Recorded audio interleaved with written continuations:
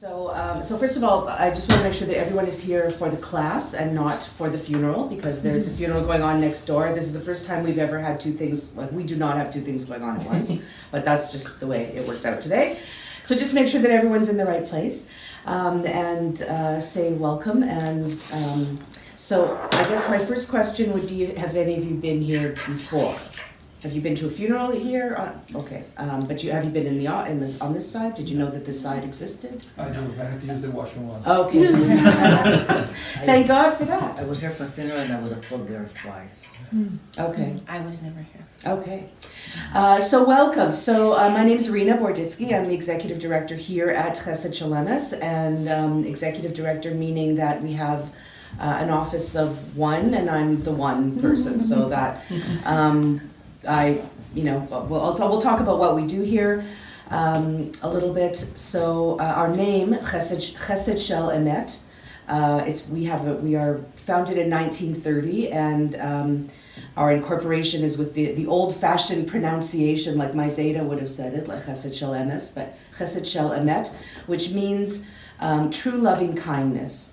And this is one of the ways that we talk about looking after the dead. Because it's an act of kindness that can't be repaid. And it really requires one to stretch oneself in many ways. So there's many organizations around the world that are called Chesed Shel Emes, but we are not connected to one another. We're not a franchise, let's put it that way. And actually, I sometimes get called. I had a call last week from a lady in New York who thought that she was phoning the Chesed Shel Emes in Brooklyn about a problem that she was having with her cousin in Boston. And I said, well, you're calling me in Winnipeg. And I could still answer her question, but so I do some. And sometimes we get donations for New York also. I don't know who the donation is for, but we just assume. So it's all good. So we are, Chesed Shel Emes is, we are a nonprofit organization founded in 1930. Some of our founders are up here on the wall. And we're founded by a group of volunteers in 1930 who wanted to make sure that every Jewish person had access to a proper Jewish burial, preparation for burial, and a burial. And part of our mandate is to make sure that people are looked after without consideration of their financial situation. So if people don't have money, we still bury them. They still get the same funeral, the same everything, the same burial. And we'll talk a little bit about sort of how we, the business side. So the burial society in Hebrew is called the Chevra Kadisha, the Holy Society. And this is the group of people who are charged with, or who take responsibility for, looking after the needs of the dead, getting the funeral organized. So things work a little bit differently in every community. Every community across Canada, every major community has a Chevra Kadisha. Outside of Toronto and Montreal, most of the Chevra Kadishas are like we are. We're not nonprofit. We look after people in our own facility, which is really an amazing blessing to be able to do that, and I'm going to talk about that a little bit too. So there's so many different ways to talk about what we do here, and the work that we do and the reasons that we do it. There's so many sort of different approaches that we can take. So I guess what we'll talk about maybe first is kind of the practical aspects of what we do, and then start talking about the layers that have been sort of added on throughout the hundreds of years, the different layers of meaning and symbolism, and really people can take from it what speaks to them. So start from the beginning. So let me talk a little bit about actually how we're sort of how we operate. So we're formed and organized in 1930 by volunteers. We're a nonprofit organization. We've been in this building since 1930, and we have our representation. Our board is made up of volunteers, representatives from each of the synagogues in Winnipeg. So I have about 26 seats on my board. There's eight synagogues with 2 representatives each. The Sher Zedek synagogue has a cemetery, and the Etz Chaim synagogue manages 3 cemeteries. So they have an extra 2 people each, and then we have members at large. So we have a very wide range of people, and we're unique in a lot of ways, and I'm going to keep mentioning this. One of the ways in which we are unique in Canada is that we are entirely independent. So we're not affiliated with a synagogue. We didn't start as a part of a synagogue, and we also don't own a cemetery. So we are entirely independent. This is our whole kingdom is in, Sometimes belong to the federations. not in Canada. Okay, because South America, they all belong to the Yes. federation. Yes, Yes, many, that's many right. different models around the world. So yes, but in Canada, most of them are affiliated with or started from a synagogue. So we're unique in that way. We're the only place, we like to say we're the only place in town where all of the synagogues get together because we have representation from everyone. So, and equal representation. So, the Ashkenazi, which has, 10 people that go there, has the same two representatives as the Share which has clearly a much larger membership. So from a very practical perspective, what happens here is that someone in the community dies. If someone wants to be buried in one of the Jewish cemeteries, they have to have a ritual preparation. They have to come here. We're the only place that does it. And they have to come here and we look after them. And so you could think of it that we actually work we prepare the bodies for the cemeteries that are going to be buried there. So when someone dies, we always have someone on call. Often I'm on call wherever the person has died. I get called, I make arrangements for the individual to be picked up and brought over here to our facility. Once they arrive here, we always have someone sitting with the body. So some of the underlying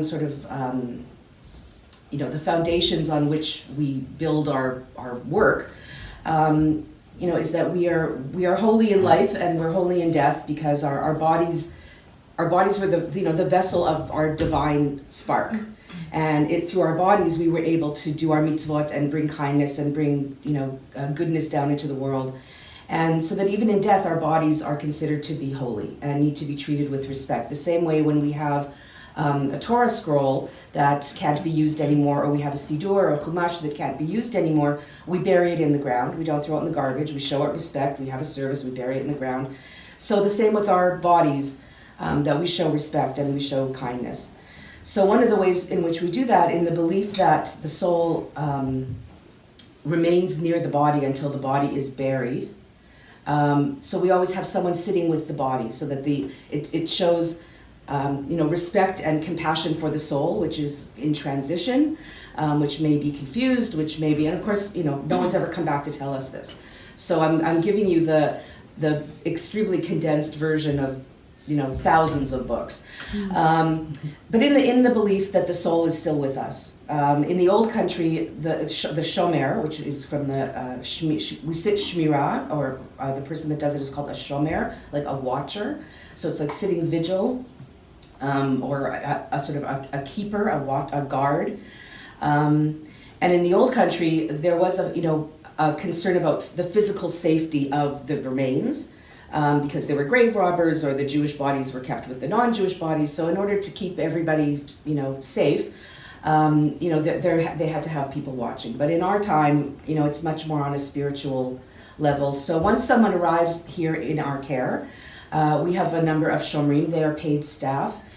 For us, in many communities, this is something that the synagogue organizes to have congregants, take shifts of 2 hours, and so that people that perhaps that knew you, or people that didn't know you, would come and sit for a couple of hours. So we have paid staff in Winnipeg. That's also one of the things that makes us unique.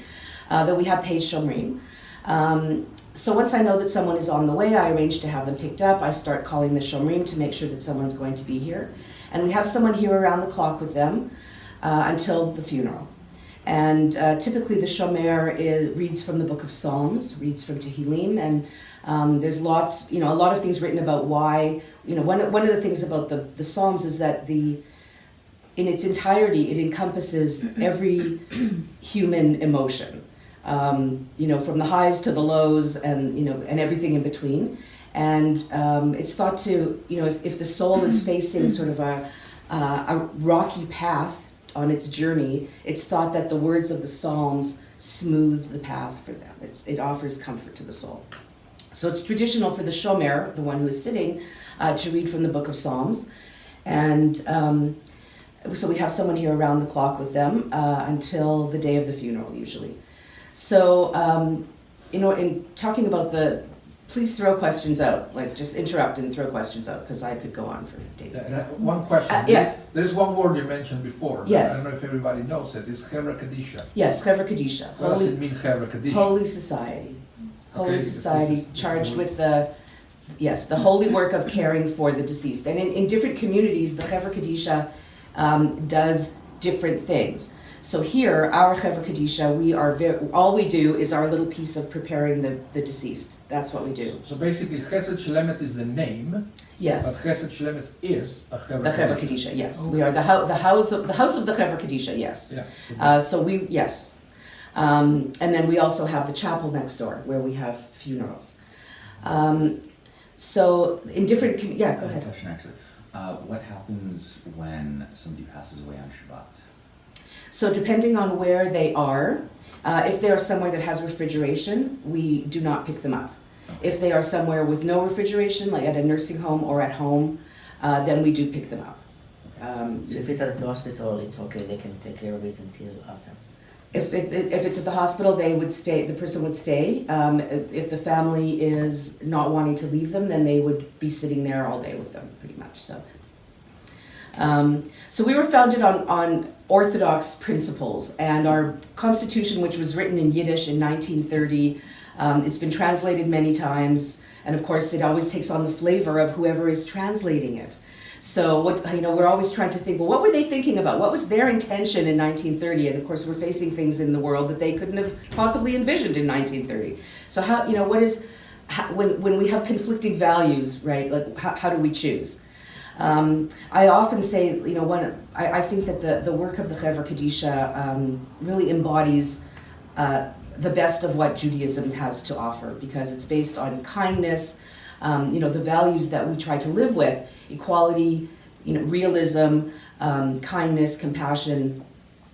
So I think it really sort of brings together all of the best that Judaism's greatest hits, I guess you could say. So, put a musical spin on it here for the rabbi. So really the heart and soul of what we do is called tahara. It's the preparation of the body. Tahara comes from the word tahor, which means pure. So we're going to talk about it in a couple different levels. So first of all, we have a very practical level of what we're doing. And then we have all sorts of spiritual themes kind of laid on top of it. And there's some really sort of, big ideas. Like when we talk about we're approximating spiritual purity, which we achieve through pouring of water, like going to the mikvah, into the ritual bath, just as we do in life. This is what we're doing for the deceased person. So, just the whole concept of spiritual purity, and what does that mean, and what does that mean in our times, and that's a whole other many side discussions. So generally the day of the funeral, we have men who look after men and ladies who look after ladies. We actually have a film that we participated in called My Jewish Death. It's a documentary by Saul Hentelev, which is 31 minutes, and I believe it's just open online. And it actually shows there are a number of us who prepared Saul Hentelev as if he was dead. We washed him, we dressed him, we put him in the casket as if he was dead, and it's his journey as the deceased person. It really gives you a good idea of what the process looks like. But we have men who look after men and ladies who look after ladies. We're very concerned about the dignity of the individual, the modesty. We're very cognizant of her dignity, of her modesty, of keeping her covered. So during the whole process, the body is never completely uncovered. So we have teams. Usually we come in teams of 3. In other communities, they come in teams of 5 or 6. We would not be able to fit in there without some elbows flying. We come in teams of 3, and we perform the ritual, which is called tahara. The ritual itself is made up of 3 parts. We have first a washing for cleanliness. So the person comes from the hospital, we want them, we tell the staff, just send them as they are. We'll just deal with whatever it is when we get there. So for the people who do the tahara, the members of the Chevra Kadisha, we don't really know what we're going to see till we get in there, and there's maybe some surprise that we're not aware of. So we usually come the morning of the funeral. The process is that we first do, undressing the person. She's kept covered with a sheet. We take off if there's any jewelry, if there's makeup, if there's nail polish. We take off Band-Aids, and then there's like the sticky stuff from the Band-Aids. So we want her to be absolutely as clean as possible. Physical cleanliness, we clean under her fingernails. And there are different prayers that we are reciting through this entire ritual. The first part of the prayers focus on asking forgiveness. We are asking forgiveness on her behalf for her. We are reading songs, passages from the Song of Songs, which talks about the beauty of the human body as a container of our holy soul. So as we're washing the dead body, it's like we're full of irony, Jewish irony. We're washing a dead body and we're reciting poetry. Your hair is like a raven. You are perfect in all ways. So we're reciting this beautiful poetry. The second part of the tahara process is the actual purification, the tahara itself, purification, which is achieved through pouring of water. So in some communities, they have a mikveh specifically for the deceased in their funeral home, and they have a board, and they actually submerge the body into the mikveh on a board. We don't have that, and most places don't have that. And most places it's about 24 quarts of water, 9 kavim, whatever a kav is about 24 quarts. In most places, they use pails. So they have 3 pails, and the idea is that we're supposed to pour like a stream of water, and like a rushing stream, over the person, and we declare that she is holy. So we've washed, done a physical washing, and now we're doing like a spiritual washing, and washing all of the earthly schmutz away, right? Mm-hmm. All of the spiritual schmutz. And then we take a sheet, we dry her off, and then we start to dress her. So on a very practical level, we do what they do in any other funeral home. We wash them, we dress them, we get them ready for burial. But of course, everything that we do is based on the modesty of the person. We only have same gender people that are looking after the deceased. They're not kept uncovered. We're not part of the funeral industry, and I'm not a licensed funeral director, and we don't approach the deceased from the same perspective as licensed funeral directors, because they are taught that a dead body is a public health hazard. Mm-hmm. To us, we don't look at it as a dead body as a public health hazard.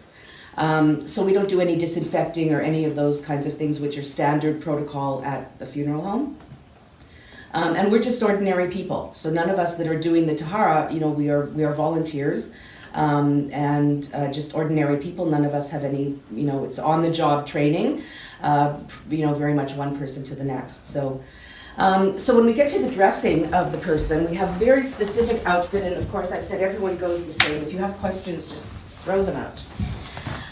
Everyone goes the same, and so there's a story in the Talmud about, in ancient times, how people used to have very elaborate burial outfits and very elaborate funerals, and that the poor people were embarrassed, and they would abandon their dead and run away because they couldn't afford to have a nice funeral.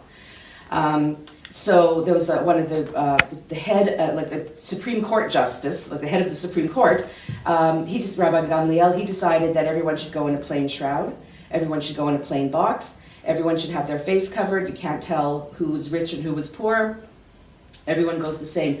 And he decided this, and he decreed that he himself would go that way, even though he was a wealthy man, he himself also was buried that way. So we still use a very simple burial outfit. When people hear the word shroud, they just think it's like a sheet. But it's actually several pieces that we have. So this is, men's and ladies are the same. And this is one size fits most. So this is the undershirt, okay? So it's like a tunic. It's very unbleached cotton, could not be plainer. Yeah, and it's almost like what we use for the high holidays. Okay, so I'm going to get to that in a second. So we have shirt, an undershirt, we have pants, and the pants are closed at the bottom, the feet are closed at the bottom. So we have, there are companies who sew shrouds, and for many years we purchased shrouds, and we still have from a company in New York. But it's also part of the tradition is to have community members sew shrouds. So probably for the last 3 years, we actually have a sewing circle. And we get the fabric, we have it cut at Richelieu, and then we have all the pieces, which you're gonna see when we go in the back. And then we actually have volunteers who sew shrouds. So we have one lady, a couple ladies who do pants, a couple ladies who do shirts. And it's amazing, first of all, it's a way to involve more people from the community who otherwise, they maybe wouldn't come to volunteer to do Tahara, but they will volunteer to get together and sew. And you can see how the people who sew, when they bring back their pieces, they're ironed and they're folded beautifully, and it's so like this is how one of the ladies folds it when she brings back her pieces. So meaningful to them. This is the kittel, which everyone gets. Of course, if you have your own kittel, which is the white robe that we wear on the high holidays. If someone had their own, we would use it. But this way, everyone gets a kittel. And the idea behind the kittel is it's a garment that I guess a man first wears at his wedding, at the bris of his son. My Zeta wore one on Pesach, on Yom Kippur. So it's thought that it's a garment that's worn at times of spiritual elevation, and then you're going to be buried in it, which of course is the ultimate spiritual elevation. So if we think back for a minute to Yom Kippur, because we're talking about Yom Tov, we think to Yom Kippur, and we think about the Torah reading on Yom Kippur, is all about the high priest, the Kohen Gadol, goes into the Holy of Holies to ask for atonement on behalf of the whole people of Israel. And it describes the whole ritual that he goes through of washing. He immerses himself, he puts on this outfit, he lights this incense, he then goes immerses himself again, puts on a different outfit. This outfit is meant to approximate the outfit of the Kohen Gadol. And as he is preparing to enter into the Holy of Holies and come, as it were, face to face with God.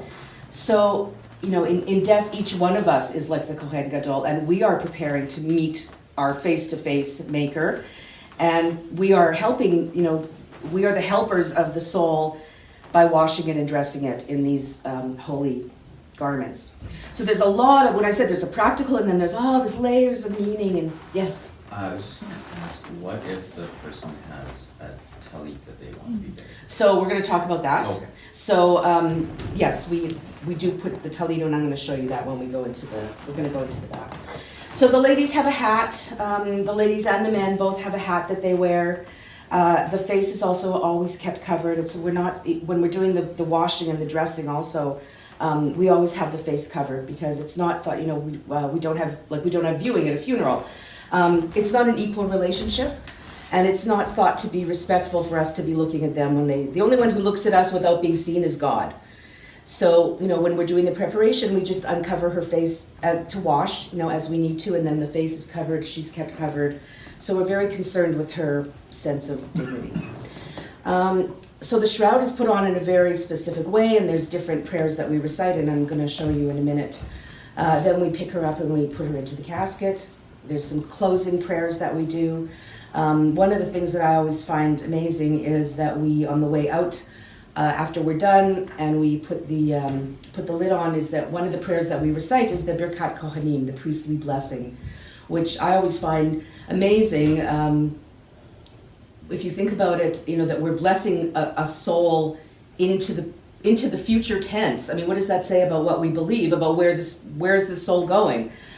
Just a really beautiful prayers at the end. The whole thing is the liturgy is really beautiful.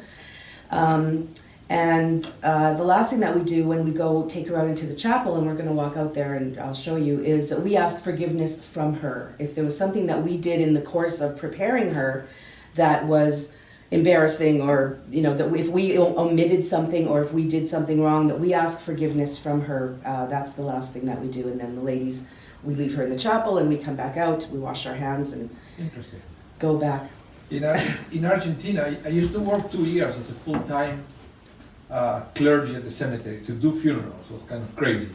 But we were instructed to do that before the funeral started on behalf of whoever did the tahara. So they didn't do that part. They may have done it that was just an extra insurance policy. So they call it mechila. Yeah, mechila, yes. So there's many chevra groups who actually do mechila at the beginning before they even start, and then they do it at the end also. But that's interesting that you all... But then it evolved into inviting the family if they wanted to come, to put a hand on top of the coffin and they can ask Yes. forgiveness for whatever unfinished business they have with the Yes. deceased, which I thought it was fantastic. But somebody told me the story. It started as a mechila, something that, we had to do on behalf of the Chevra Kedisha, and it evolved into something that the family was invited to also ask for, or friends. Yes, Right? They yes, take turns to say sorry. yes. They had their own private moment without a show. Yes, exactly.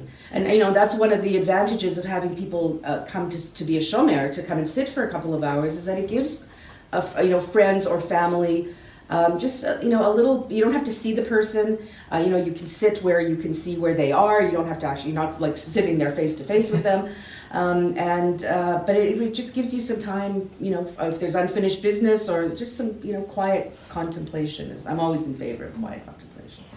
So spend my life yakking, but I'm always in favor of quiet contemplation. So did you have a question?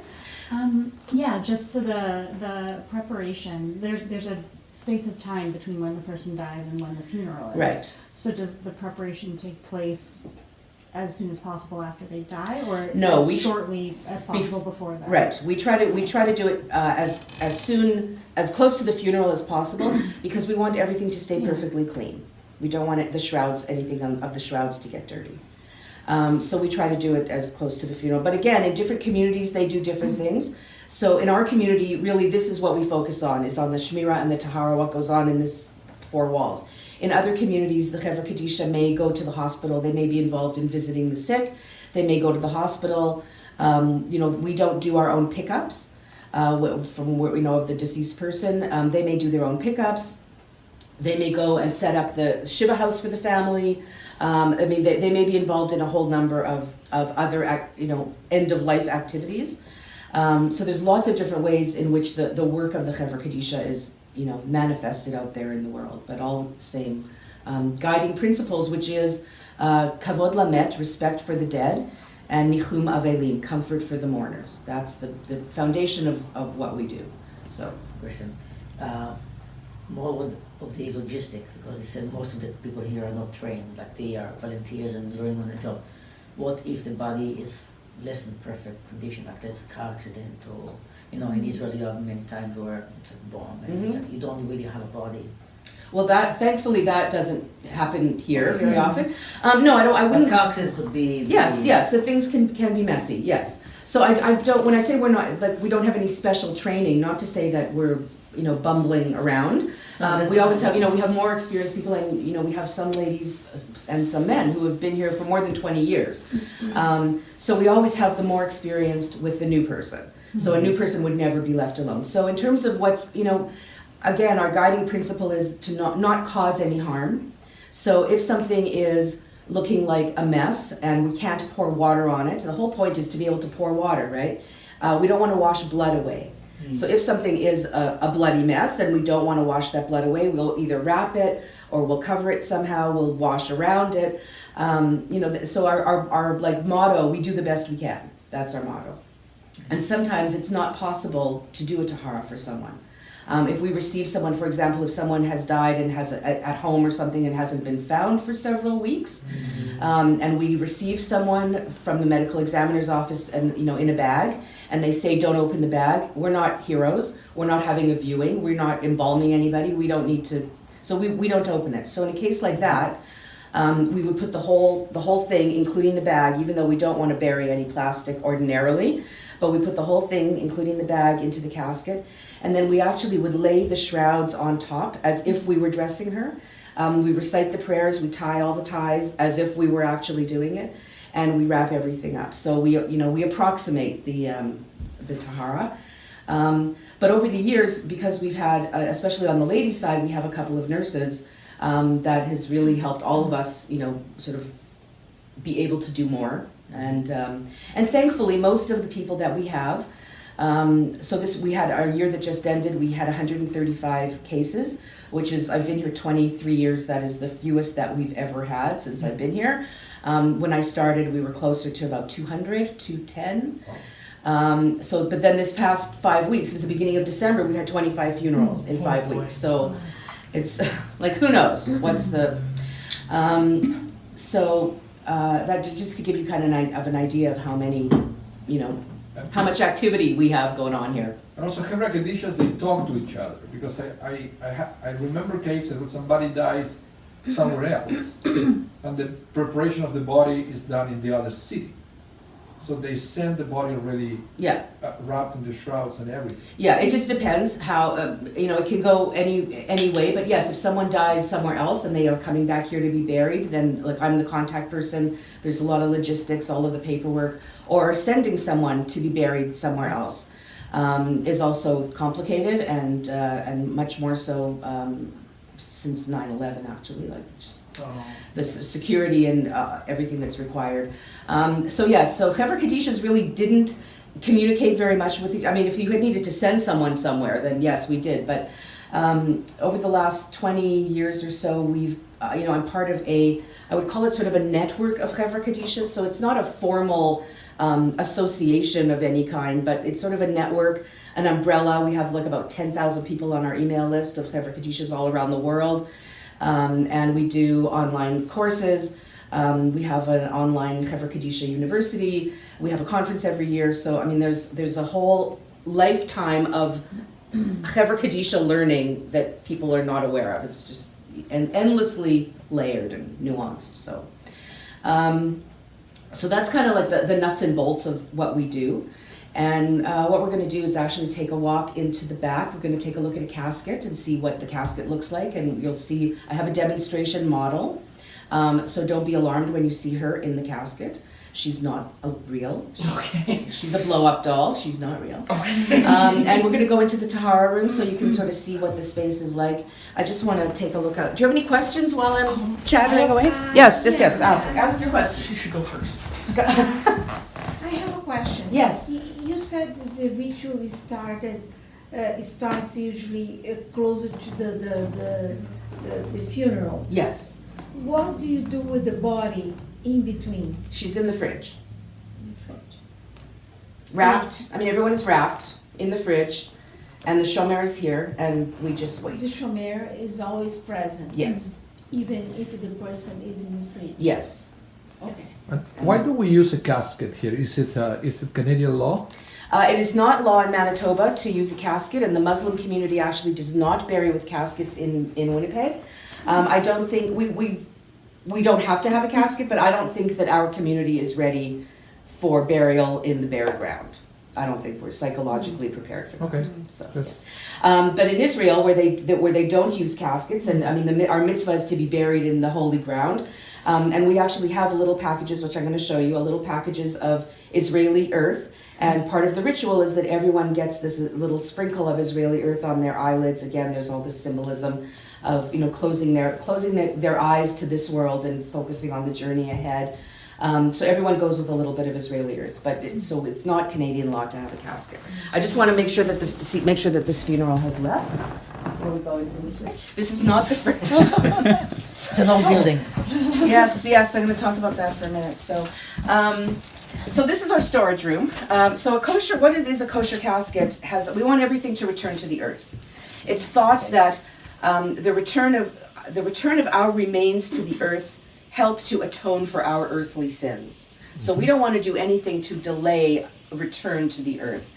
So we have a perfectly plain casket with no metal pieces. It's held together with wooden dowels and glue. It has these little holes in the bottom because we want to promote contact with the earth, right? So we have little holes drilled in the bottom.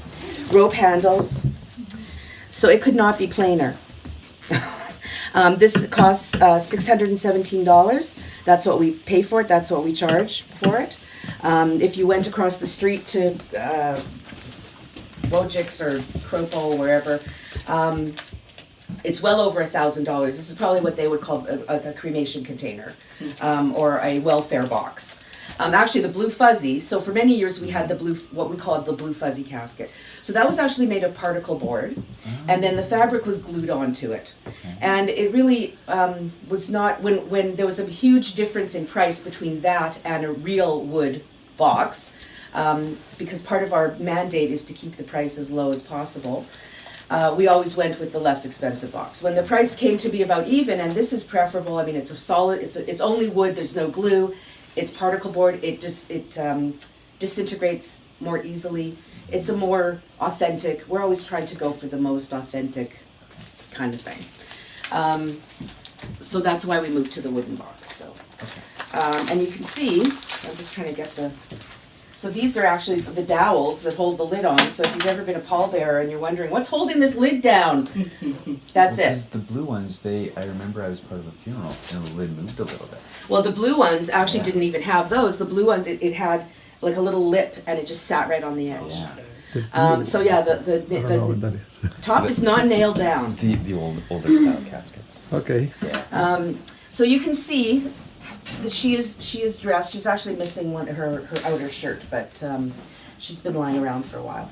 So everyone there's a big sheet that goes down in the bottom, which is called a sovev, like a civivon, like a wrapper surrounds you. So there's a sovev here, and then if someone had their talis, we would take their talit, and for women also, if women have a talit, if the family brings it, the talit would go underneath her. And what we do with the talit, because putting the talit on requires a bracha to be said. And everything that we do, we're very sensitive to doing things that they can't do. So when we're sitting shomer, we don't smoke, and we don't eat, and we don't talk on the phone, and we don't do things that they can't do anymore. So to put the talis on them, when they can't make the bracha, is thought to be not, it's not very considerate. So we actually cut off one of the tzitzit, which renders it unfit, right, as the talit, and it doesn't require a bracha. And then we put the tzitzit in as well. We add that in. So one thing I'm going to show you, you can see that they're tied just a very simple tie. And one of the things, she doesn't have all her ties on because she would have around her legs too, but one of the things that we do, it's a very special kind of tie. We don't want to make any knots. So we twist and then keep her covered up here. We make little slip knots so that we actually make, this one's really short, actually make the letter sheen, right? So we have 3 loops makes the letter sheen. And we do that with all of the ties that we do. So there's a special kind of a slip knot that we make. So once we have her in here, we have the earth from Israel, which I'm going to show you in the next room, and then we would cover her up. So in the casket, when people think either you're naked or you're wrapped in a sheet or you're actually fully dressed, fully covered, head to toe, and wrapped, and completely tucked. And again, if someone had pajamas or a Band-Aid or something like that, we sometimes just tuck that under their feet. That goes with them if something had blood on it that we want to keep. And then the lid goes on. So they're actually, I tell people, like, God forbid if the lid ever came off or the lid split, because if you drop a big rock of ice on it, you're not going to see like an arm or a leg come flying out. They're actually completely wrapped, completely covered. And and here's the lid behind us. So the lid goes on, and then we just have the very simple dowels that are holding it in place. Now also there's a direction, right? You have to know where the head is. Yes, so we always want to move the body feet first, so that if you were to stand up, you would be facing the right way. So yes, we always have a mark where, we know in Winnipeg that the star is at the head. In other communities, sometimes the star is at the feet, and then sometimes it's in the middle, and so it can be confusing, so as we always need to make sure that we know which way we're going. And this is our storage room. You can see all of these are pieces of shrouds, which will go out to our sewing ladies and come back as completed pieces. So, all of we always have, a stash of caskets, 4 or 5 caskets. We have an extra large casket, which is the same, but just bigger. We can also get a custom made as big as we need. We also have, you can't really see, but we also have an infant casket. If we have a baby, if we have we've also used an infant casket for an amputated limb, for an amputated leg. We've done that also. And buried that in the ground as well. Any questions? And this is this is not the fridge. I have another question. Yes, It's not really about this specifically. Because you wash the bodies and everything, but because you're not licensed funeral directors or whatever, what happens if somebody dies of an infectious disease or something? What kind of So we all Precautions, take yeah. universal precautions. So we have gowns, gloves, masks, face masks, Okay. shoe covers. We take universal precautions. And if someone came to us with a tag that said like You know. radioactive, Yeah, don't touch or whatever, then we yeah. wouldn't. I mean, we're not. Okay. Yeah. I'm just curious. I have a friend who's actually becoming a funeral director, and like, there's what she tells me, but she's becoming like a regular, A like licensed funeral director. Yeah, Yes. and we're not. I'm a conversion student. I'm not Jewish. Most of my friends aren't. So I. Yeah. One, So it's a totally. So when I yeah, say we're it's not totally part of the different, funeral, and it's a that's why totally I'm- different way of that's, looking at it. That's why I'm curious Yes. about. That So kind of interestingly, stuff, the Canadian Canadian School of Canadian Mortuary College of Sciences or Mortuary something. Science or something like that. They come here for a tour. I'm a stop on their Oh, tour. okay. Usually in the Etzchaim synagogue. Also, they go there. They Oh, look cool. up the Torah. But yeah, I'm like their multicultural stop. on Cool. there. So yeah, So we're not part of the funeral industry. I'm just curious about that because I know a little bit about the funeral Yeah, industry. absolutely. And, So we're gonna go into the back. So we do the Tahara room or the back room or the morgue or depending on what people call it, different things. We have a service that does our pickups for us. They come in through the back door. They bring people in. We have room for 6 people. We're very rarely full, but the last week we were kooky. The women are in the middle. That's only for the convenience of the living women because it's easier for us to pull someone out from the middle and not have to lift them up off the floor or reach over our heads. So we just claim the middle, but there's no halachic anything to that. So we have our table that we put over here, and we have the body on the table. We do a very simple washing. So the instructions for the washing, sort of in the old time manuals, dip vessel A into vessel B. Here you go. Here's vessel A, here's vessel B. Very simple washing. We have our shmatas. We never turn her over. We roll her from side to side so we can wash her back, but we don't ever turn her over. And again, she's always covered with a sheet. So we do the washing here. Then one of the other things that makes us unique is how we do our actual pouring of the Tahara water. So given that as I said, we've been here since 1930, we've had a lot of Mr. Fix-Its on the board and assorted individuals. So we have this tank up on the wall that fills up with the right amount of water, and then we have like a shower hose. So rather than sort of pouring the water from buckets, which is usually what many places do, we can control it a little better, and we make sure that every part of her has the water poured on her. We turn her from side to side. Then we dry her off, and we do the dress her in here. And then the casket would be over here where you're standing. We lift her up and then put her into the casket. So I just want to show you we have our earth from Israel that comes in these little packages. And you think that it actually comes from like Far Rockaway Beach, New York or something, because what is left of the Mount of Olives, they sell millions of these packages. So we cut this open, there's a little bit of sand in here, and that just at the end of the Tahara, when she's in the casket, she's already dressed, we're ready to wrap her. And we just uncover her face for a second and we sprinkle some of this sand on her eyelids. So if a family is insistent that they want to come and see someone because we don't have a viewing, sometimes families just really need that or they are coming from far away, then that is the moment that we would let them come in. So I think in the old days before I was here, they would like come in here and pull out the fridge and they're wrapped in plastic and yank them out, and I would never do that. So this way they're wrapped, they're in the casket, they're dressed, and they just have a very small window to come in. They can participate because Tahara is not a spectator sport. So anyone who's in the room is supposed to do something, whether you're reading or whether you're folding the towels. So the family can actually take part in sprinkling the earth on. And then we cover the face back up, then the lid goes on, and we recite our final prayers. And then this is a mortuary lift. I see you eyeing it suspiciously. So if you need it, it's fantastic. It has these straps that go underneath, 3 straps that go underneath the person, and then lifts it up, and this goes on a track, so we can lift them up and from the table into the casket, lower them down.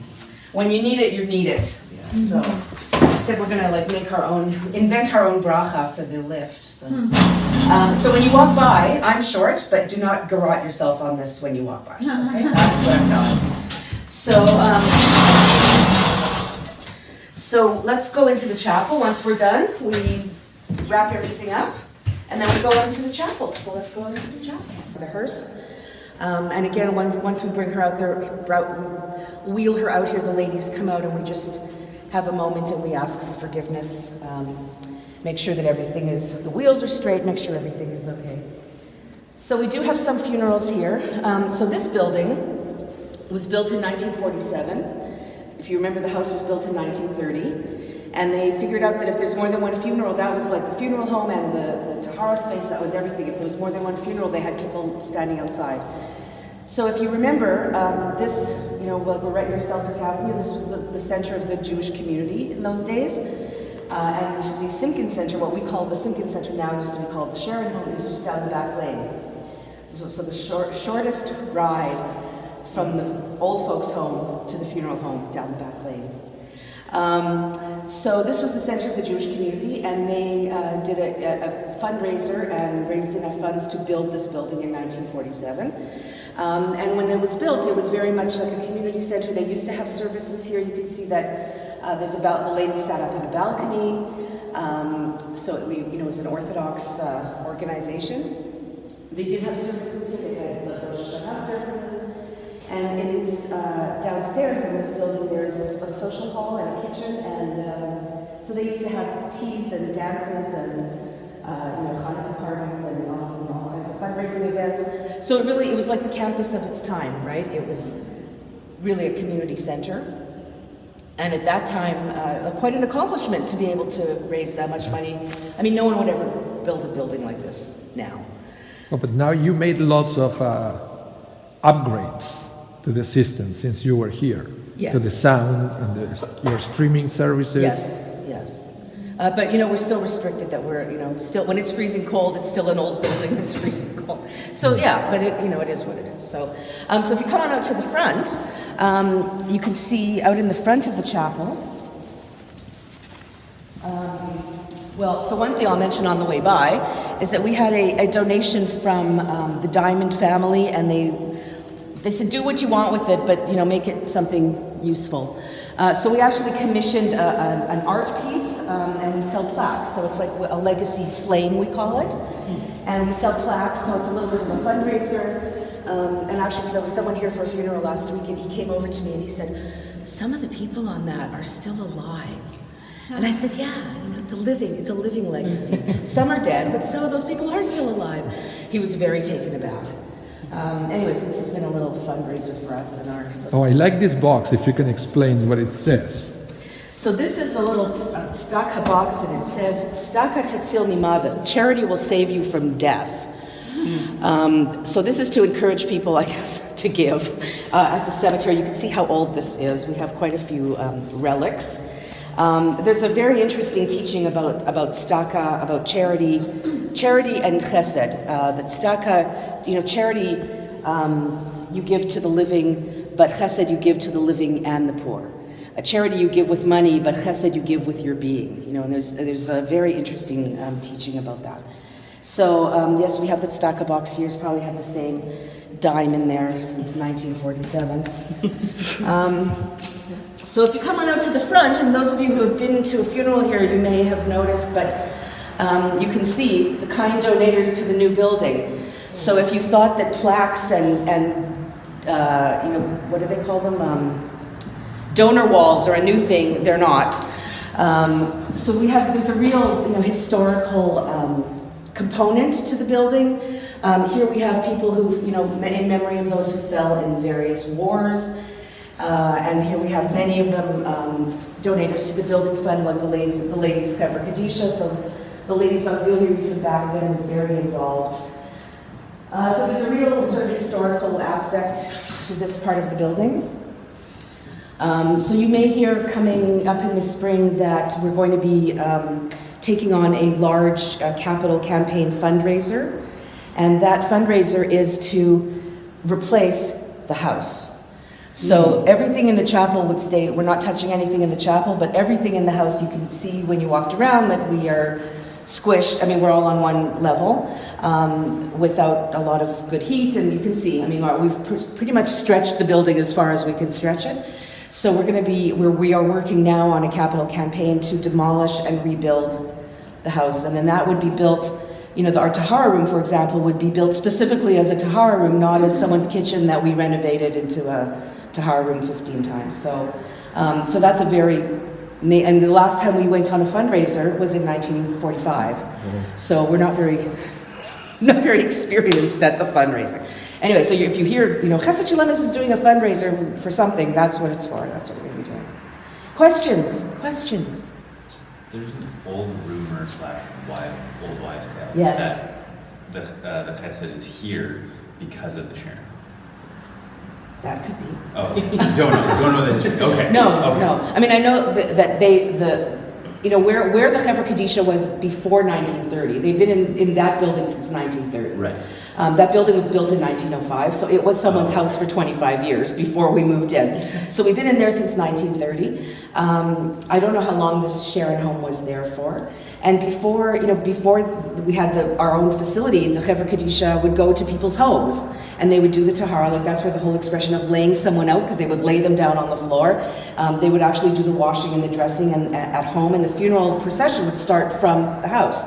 So Mr. Permit, of blessed memory, who was the president here for 28 years, he remembered the Chevra Kadisha coming to his house and washing someone. And he told the story that I guess in the 1920s when, some Jewish families were becoming more affluent and were getting hardwood floors. And people didn't want the Chevra Kadisha coming to ruin their hardwood floors by washing the dead people in their houses. So they needed their own facility too. We're very practical people. Amazing. We're always comes down to the practical. Practical first. Yeah, absolutely. The question was, why do we have a double door, magnetic door between the house and the chapel? So people who are Kohanim, who are from descendants of the priestly tribe, again talking about spiritual purity, they're not supposed to come in contact with the deceased. And in contact, has a very specific explanation if they're supposed to be under the same roof or within a certain number of feet away. So in order to allow Kohanim to attend a funeral, they can come, this is a separate building, they can actually come into this building and they can watch it on the big screen.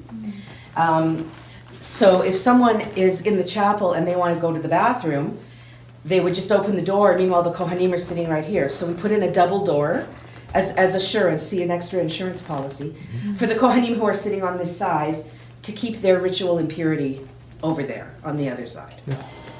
So this is about a funeral for tomorrow. Somebody It's gonna be faxing. like haunted fax machine. Yes, the haunted fax machine.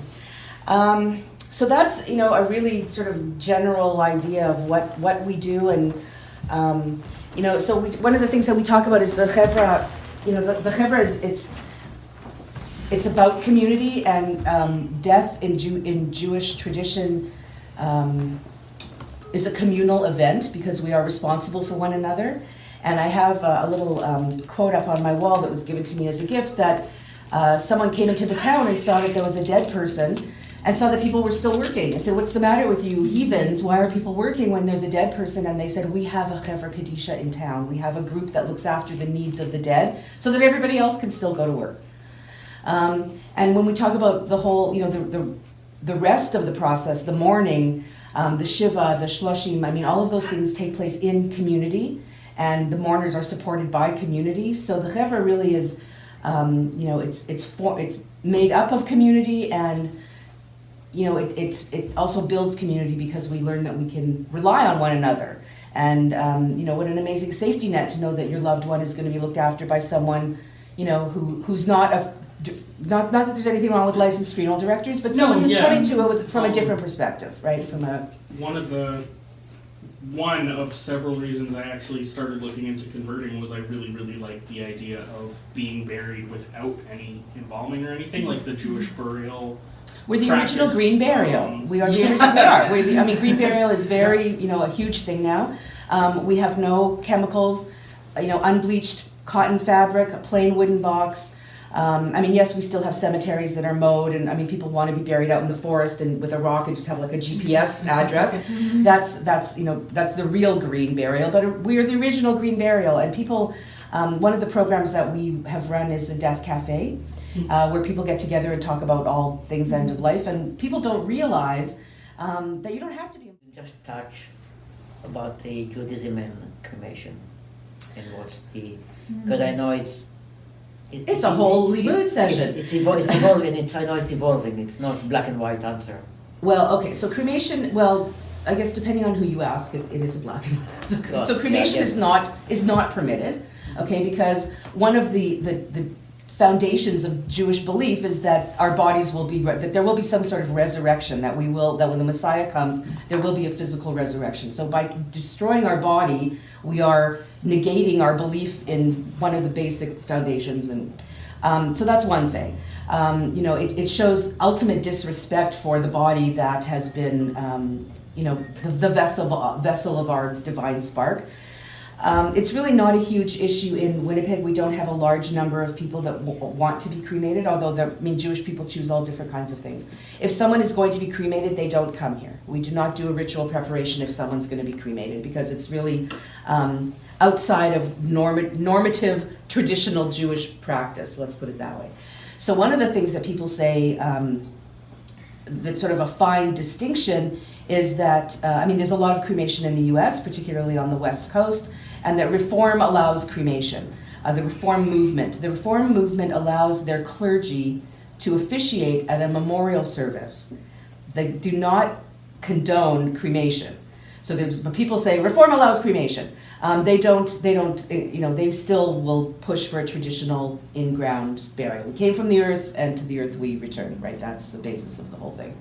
And on a spiritual level, I have some pamphlets out in the front from Rabbi Elchanan Zon, talking about how the soul can't rest if the body's not in the ground, and when someone is cremated, that they will never be at peace, and that even if someone has left instructions to be cremated, that halachically we are supposed to override their wishes and have a proper burial, because ultimately that's on us, not on them. Cremation is not good. Also, the process of cremation, every one of these topics, I can do like a whole hour session on every one of these topics individually, but the thing about cremation, and I always say, when you read in the paper, and those who read obituaries, and it always says, cremation has taken place. Like it's such a benign, cremation's taken place. It's not a benign thing. It's a violent burning of a person, and then there's the burning of the person, and then there's the grinding of the bones in the cremulator. So it's a whole intensive process, and it's not benign. So when you say cremation has taken place, it sounds really nice. But when you say someone's been laid to rest, you see they're in a box, and you literally lay them in the ground, and I don't know, does that seem more peaceful? I don't know. Not at all. Not at all, especially for the Jewish people, considering our history and the Holocaust, that was the method to get rid of Jews. So cremation is taking us to the whole new level now. Yes. It's not just for religious reasons, but for historical. Yes, although there are people who choose cremation because of the Holocaust, because they want to show honor to those who didn't have a choice. There is some logic to that. It's like people getting a tattoo of their grandparents' number, or their great-grandparents' number from a concentration camp. They're getting, to carry that legacy, they get a tattoo of the number. And to me that, what can I say? Yeah.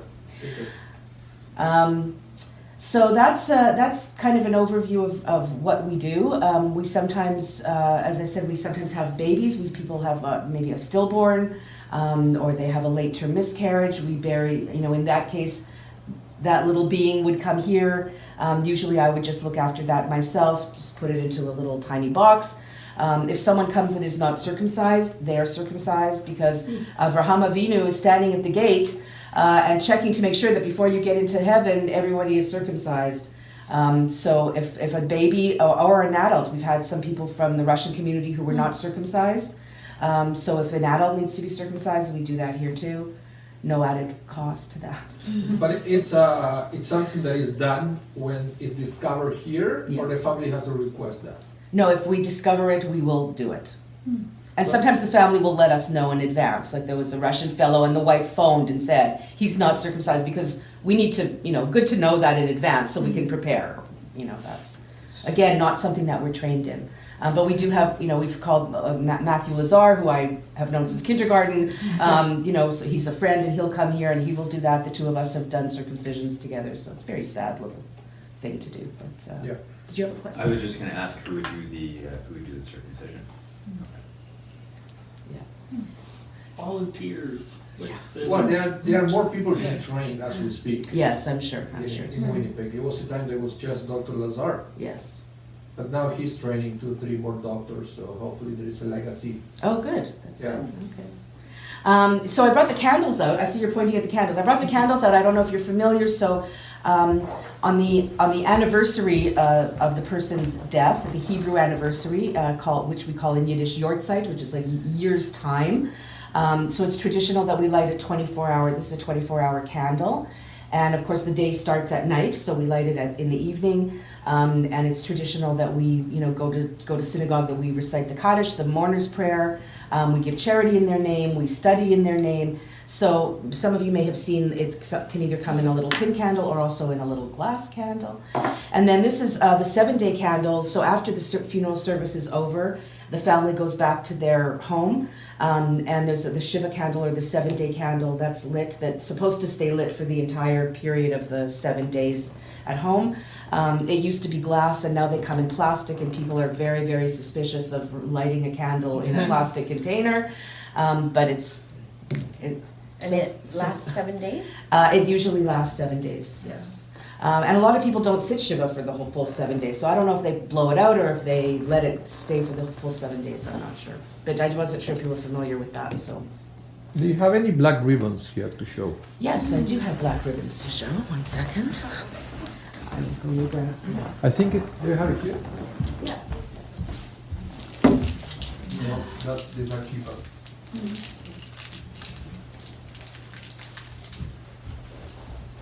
I still love how your dad had like a bag. Sorry? In the house. We have a few. Is it does it We too? have a few. Nice. All the bar mitzvah, the wedding, you go collection. Funerals. Yeah.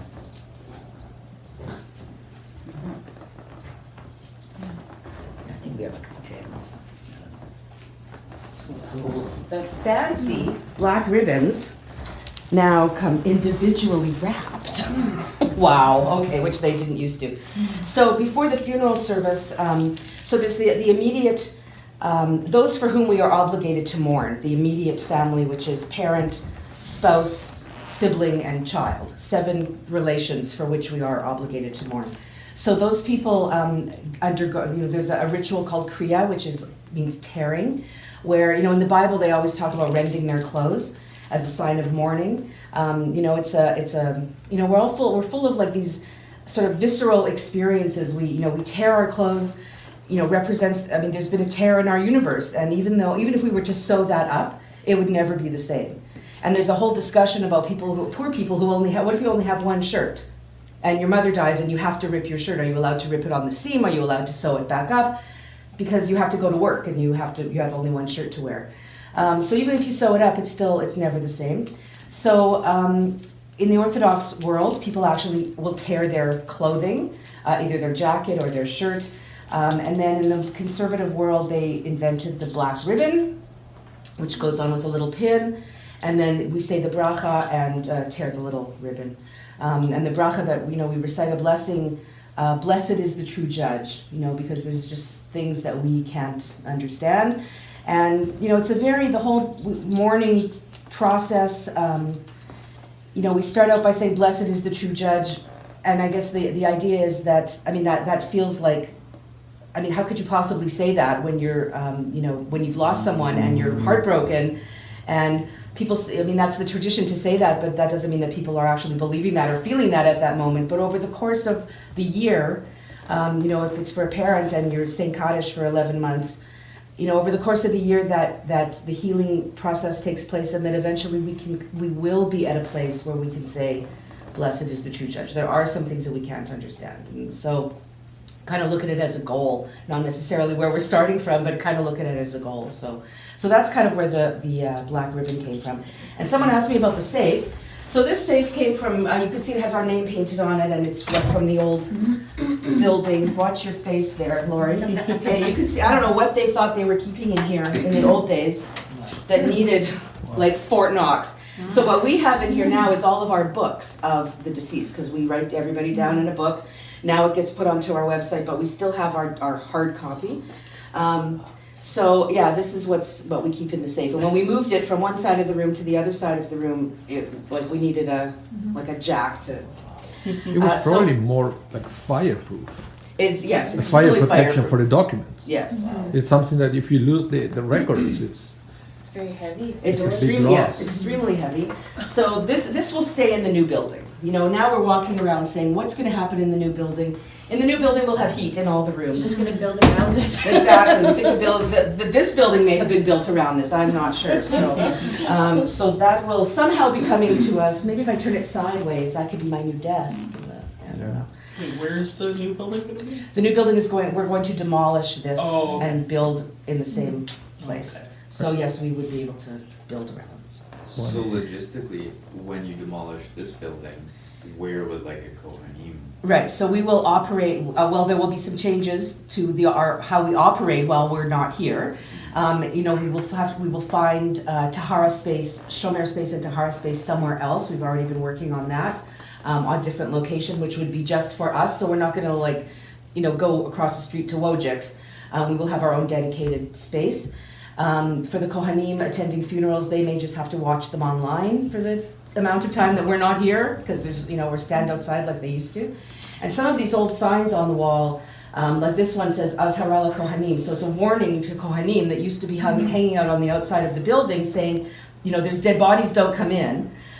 So there's all different kinds of, some of our relics. That sign that's over the door over there says, the Kalter Tzemer, the cold room has been made possible by the ladies' auxiliary 1930 to 1940. So what we call the fridge, they used to call the cold room. The cold room has been made possible, like Sesame Street. It's kind of made you say that you're not getting any funding from the Jewish Federation, which is amazing to me because everybody was like, I would say 95% of Yes. not everybody go to the radio center, nobody go to the school, but everybody go to the Yes. building, and you are not getting any funding from the Jewish community. Well, we've never wanted to be a beneficiary of the of the Federation. So they don't have any string attached, or I'm sorry? no, just so there's no string attached. Exactly, there's no strings. We are entirely independent. We will, for our project, we will make an application to the Jewish Foundation because they do fund, capital projects. But in terms of, ongoing funding, we like our independence. I mean, it has its challenges, but it's allowed us to, I had this whole conversation last week with Bernie Bellin about community organizations. As a community, as a community organization, times are changing around us, and how do we stay true to who we are and still stay relevant into the future? And as a community organization, are we here to set the community standard, or are we here to follow where the community is going? There's all kinds of dynamics, so when people say, well, that's where the dead bodies go, and then they get picked up. But you can see, there's a whole lot more that goes on, that's much bigger than that. So, and I came here because I needed a job. I didn't grow up wanting to be in the funeral business or anything like that. And my parents both died very young, and they both had their funerals here in the chapel. So I used to drive down Main Street and actually turn my head, I didn't want to look. So when I was talking about irony, God loves a good ironic twist. And I ended up coming here, and I've been here for 24 years, and really it's, been able to make a life. I've changed the job, and the job has changed me. That's kind of how I look at it. So that's. I have a question about the candles and mourning.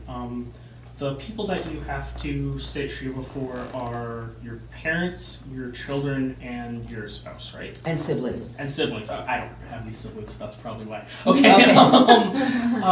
As somebody who's converting, my parents are Gentiles. Do I still do that, should I still do that? Do you only do that when a Jewish person dies? I will defer to the rabbi. You're doing it for yourself. I mean, it's healing for the okay. individual. It's in the conservative world, yes, you observe mourning. Okay. Yeah, even though they are not going to have a Jewish funeral, because there was a whole controversy if you still observe Shiva, if, for example, a Jewish parent is not having a Jewish burial, Oh, okay. which you would send. Right, if someone's being cremated, you sit Shiva if someone is If being it's Jewish, cremated. usually it's no. Right. But in this case, yes, but it's on you. Okay. So going with that, there was one candle that you're supposed to light on the anniversary of someone's death. Right. Do you only do that on the first anniversary? I Or do that on you every year? anniversary for the rest Okay. of time. Okay, Yeah. so Some people use electric in these days as well. Yes. Electric lamp. Yes. You can get it in any Judaica. okay, because my dad is already deceased, and I would kind of like to do that on the anniversary of his death. Yeah. As part of like integrating into Jewish Yes. practice and Yes. stuff. But I wanted to make sure that it was like halallically okay to do that for someone who isn't Jewish. So. You know, the two funerals in a row on Friday, the two different clergy people, and they both said the same thing. Now, there must have been something, I don't know, on TV that morning, or I'm not sure, but they both were talking about, how did they say it? You know, the soul of man is God's lamp, right? So the soul of man is not only Jewish men; it's you know, all people. The soul of humanity, you know, is God's lamp, and so I think it would be appropriate for anyone. So, Okay. and it burns for 25 hours. It says so. Okay. That's I'm just curious, going back to cremation, like we're not supposed to do that, and we waive the fees if people can't afford things. But, and maybe this is a question for the like rabbi in question, planning, but do you wait for the person to ask if there are other like options? Or if you hear someone say, oh, well, we can't afford all this, so we're gonna have them cremated instead, and you jump in and say, no, that's not necessary, well, like, is it offered, or do you have to wait for people to ask?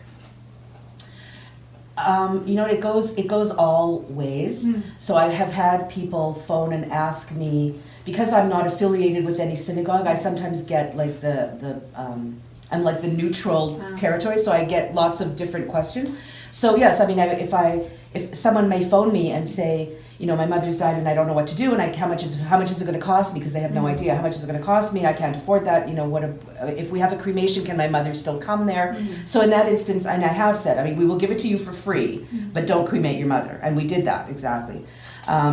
In other instances, we don't ever find out about it, and people get cremated for reasons other than money. Oh, yeah. Yeah. You know, certainly if someone calls me, I will try my best to deter them from that, and you know, and I always, when people are sort of, you know, questioning, I always say, don't let money be the deciding factor. You know, the people have other reasons that they may want to be cremated, but don't let money be the deciding factor. So, and certainly, you know, we try to, part of what we try to do is to promote, you know, Jewish education, traditional Jewish practice. So as much as I can talk about things, you know, out in the world, that's what I try to do. So. So typically in Judaism, when somebody passes away, they should be buried within 24 hours. At least I think, right? Actually, right away. Right away, okay. Before So- sundown. Yeah. Right. What happens, and I know like in recent times, it's like before the next Shabbat is the kind of the unwritten rule. What happens if it has to extend Oh, past I that? didn't know that. That was. I- So, you know, we always, so Okay. it should be, I mean, it should be as soon as possible, Mhm. right? Like in Jerusalem, they're not allowed to have a dead body overnight, and they bury 24 hours a day, you know. Okay. So, you know, in the old days when everyone lived in the same place, it was easy to have a funeral the same day. But now people need to get here, people are flying from places, and depending if it's in the winter, they need a day to dig the grave. I mean, we just can't get it together that quickly. So usually people are usually here with us for 2 nights. That's kind of how we have to kind of figure out how we're going to charge our fee, how we're going to estimate that. So people are usually here it's usually 2 days before a burial. When people call and say, my sister is in Timbuktu, and how long can we wait? I've learned a thing or two being here for this long. So I turn it around and say, well, how soon can your sister get here? Because if I say we can wait till Sunday, you can bet that the sister won't get here until Sunday morning. But if I turn it, so it's always preferable to do before Shabbat if we can. Right. But I don't know that that's, it takes as long as it takes. Because with a friend of mine's father, it was, I think, 11 days. Yeah. Yeah. I discovered that in Canada. If you go to South America, it's always 48 hours max. 99.999997. That's percent of the cases. Here, I was shocked the very first time that they received a phone call on a Wednesday, and I said, "You have a funeral next Tuesday." How do you know? See, to me, I said, because the person died. So, but it's almost a week. Yeah, Yes. because they're family in Australia. Mm. And they cannot find a flight. And there was one case that I remember that the son was a famous neurosurgeon, that he has a surgery schedule, that it was life-threatening can't cancel situation. surgery. So life takes precedence, so he had to perform that. And the funeral was delayed. Yeah. So in the old days, and some might say in the good old days, in the old days when the people who ran this organization were like with the iron fist, and they would say, we don't care, we're going to bury your dad even if you're not here. And they would like drive him on out to the cemetery. Many of the people who founded this organization also founded the cemeteries. So it was much easier in those days when you control everything, it's much easier to have things your way. We can't do that now. And also there's the whole issue, one of the benefits that we have is that we don't have any members. The synagogues have members, and members have privileges, and they want to say, well, I can't fly because I'm bringing my dog, so I have to drive from Calgary, so I need 2 extra days. So, I'm always the one that says, why so long? Why so long? I'm always like the nudge. It should be tomorrow. So I will always push for sooner. But again, if we're sending someone out of town, it could take 10 days for me to get the paperwork organized to send someone to Israel, for example. So that's how long it takes. Wow. Well, so then where did the 3 days come from? Like, I grew up hearing that it was like For Shiva? 3 days, body has to be in the ground within 3 days, and then Shiva starts after the funeral ends. Has anybody ever heard that? No. No? That's No, what so I weird. heard is in Winnipeg there is a tradition of, I don't know, it's a new thing of observing Shiva for 3 days and not for 7 days. But actually, I did the research of why the 3 days. There is a source in the Shulchan Aruch, which is one of the main books of Jewish law, that it says that if for any reason you have to go to work, If you're at poor. least you have to observe 3 days. That's right. So somebody said, oh, there is a precedent of 3 There's a days. So loophole. let's take, Yeah. so some people like to take the more lenient approach Yes. to everything. So they found this precedence of 3 days. So they So always, everybody's taking the 3 days in these days, but there is a halachic precedent yes. to do that. Now, to do the funeral within 3 days, I never heard No, I never. such Weird. thing. So, yes, there are people, there's the rules and then there's people and, how they, what they do with them. That's, so yes, if people found a sort of a loophole of having 3 days. Shiva is not like what it used to be. That's, the good old days of old-fashioned. So if you go to an old-fashioned Shiva house, you walk in and it's silent. And the mourner hasn't showered, and they may be sitting on the floor, and you sit there until the mourner says something. Yeah. It's not, it's not a cocktail party. And the same thing after the funeral, which we call the meal of consolation. Right. I don't know when families started to pay for that. That's right. It's supposed to be the community that feeds the mourners, and it's supposed to be like a simple meal, and that the mourners eat, not that if. So, the first time that I heard the rabbi saying, you're at the service, and then they go to the cemetery, and then they're going to the meal. If those who are not going to the cemetery, if you're going directly to the meal, wait until the family gets there before you start eating. So to have to actually say that out loud, you could see the decline of, humanity. What can I say? But we still keep doing our best. Yeah. And then there are 2 things that we didn't cover. One is the eulogy, Yes. that is biblical. Okay, to say a few words is biblical. Yes. And the other thing is rabbinical is the Kaddish.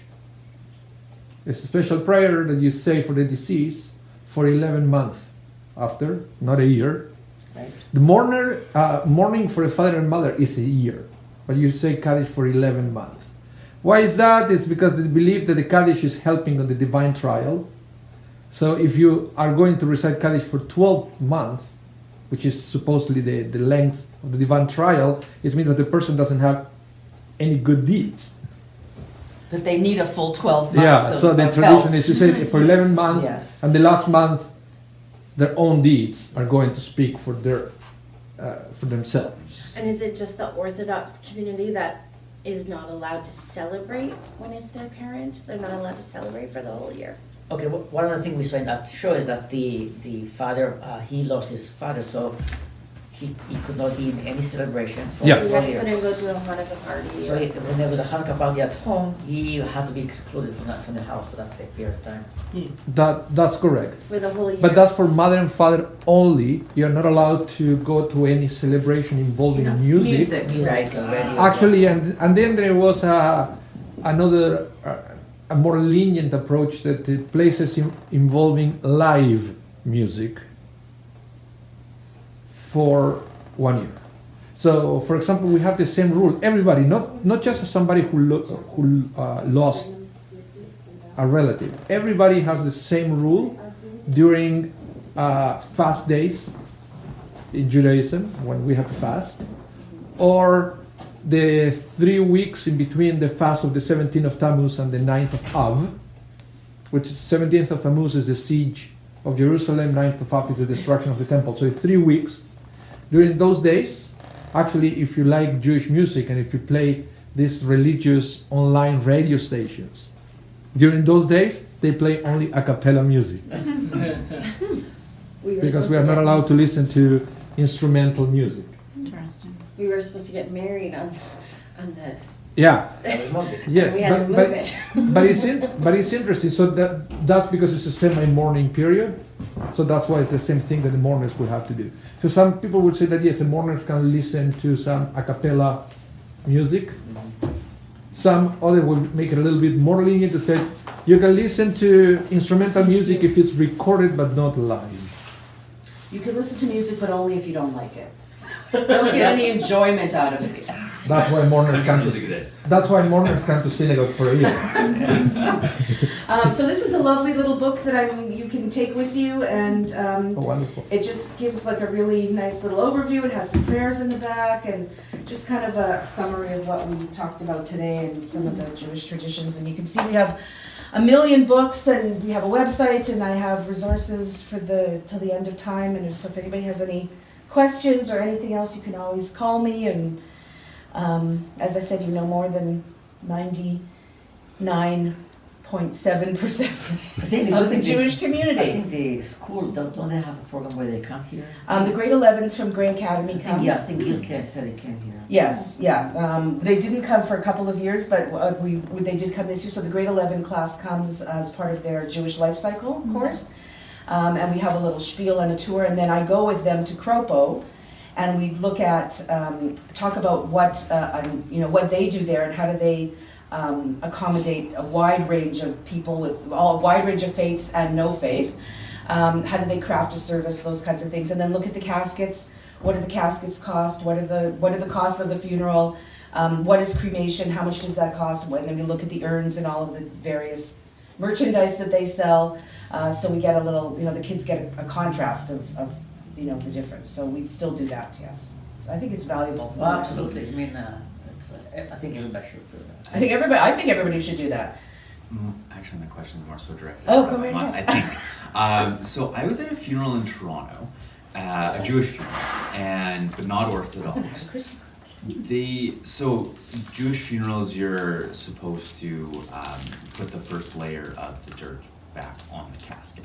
But at this funeral in Toronto, we had to fill up the not the whole way, but up to that the whole casket was Yeah. covered. Right. That's a tradition. That's the way it should be. Yes. Yes. But then there is something that we talk about all the time that is called minhag, which is the tradition, the custom of the place.